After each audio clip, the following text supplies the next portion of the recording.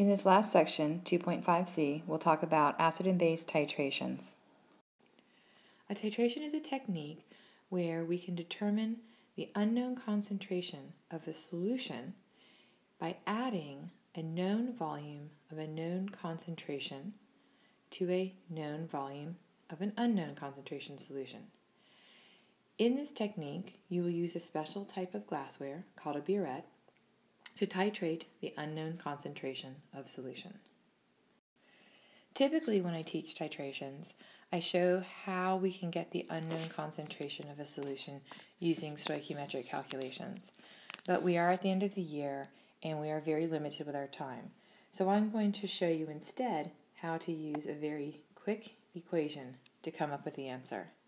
You'll notice that this equation looks very similar to the dilutions equation that we introduced a few presentations ago, the M1V1 equals M2V2. Remember that that equation is on your reference sheet. If we just modify that equation slightly so that we change the 1's to A's for acid and the 2's for B, which means base, you will get this equation.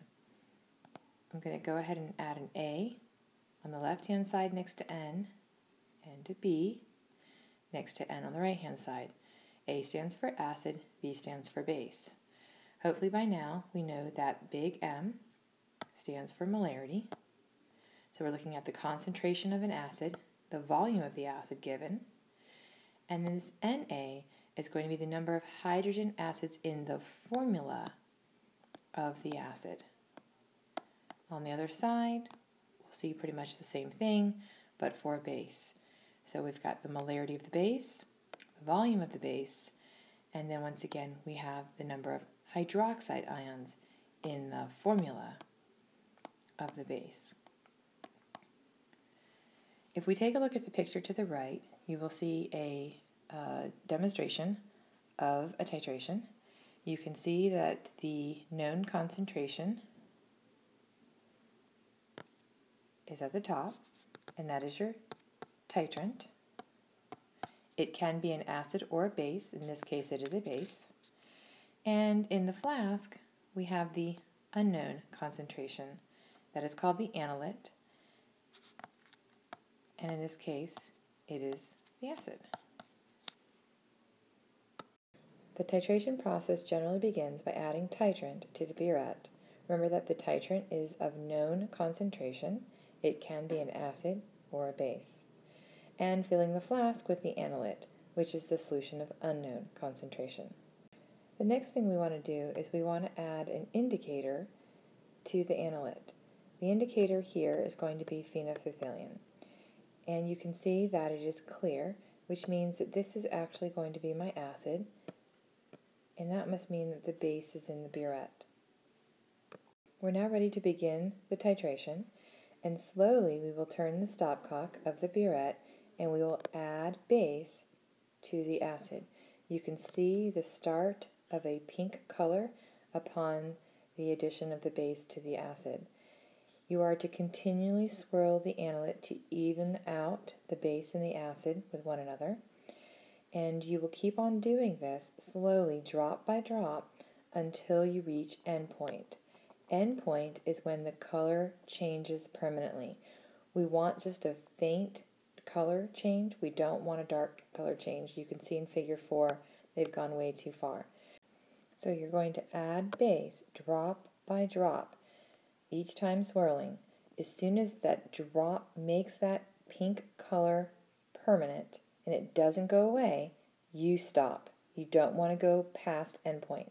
Now, endpoint is important because it signals to us that we've reached equivalence point.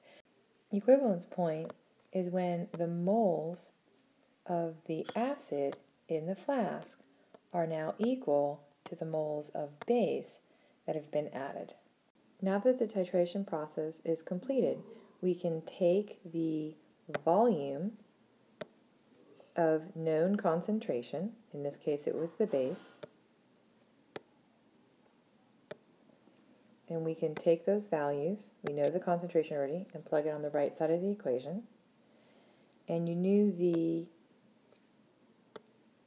volume of the acid, so we can put that right here, and we can solve for the missing piece.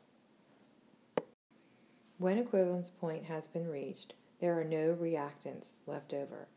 Both the acid and the base have neutralized each other, leaving behind the products of a salt and water. Remember that stoichiometric point or equivalence point means that the moles of the acid are now equal to the moles of the base. You don't want to forget to add the indicator to the analyte or you won't see a color change.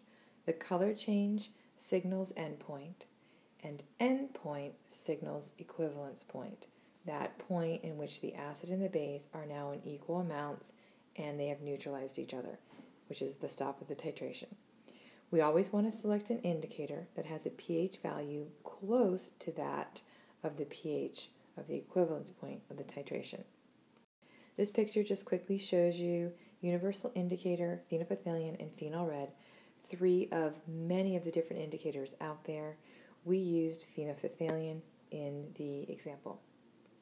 Universal indicator would not be a good indicator to do a titration with because it has many different colors.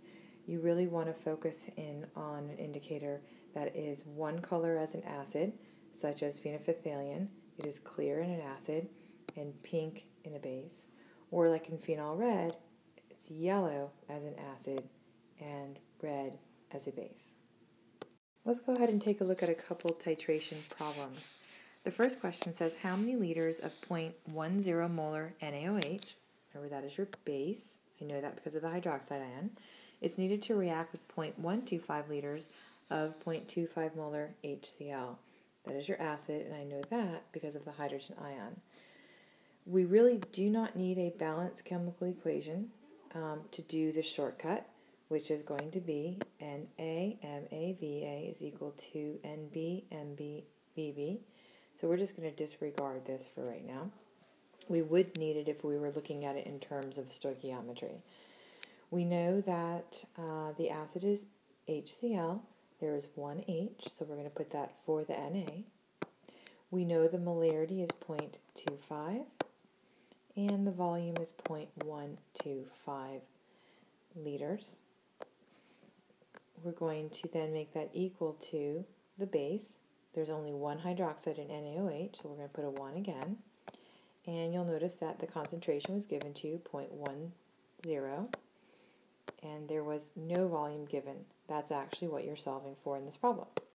So when we multiply the values on the left, we get 0.1245. We're going to leave it in our calculator. And on the other side, we get 0.10V. We want volume by itself, so we're going to divide both sides by 0.10.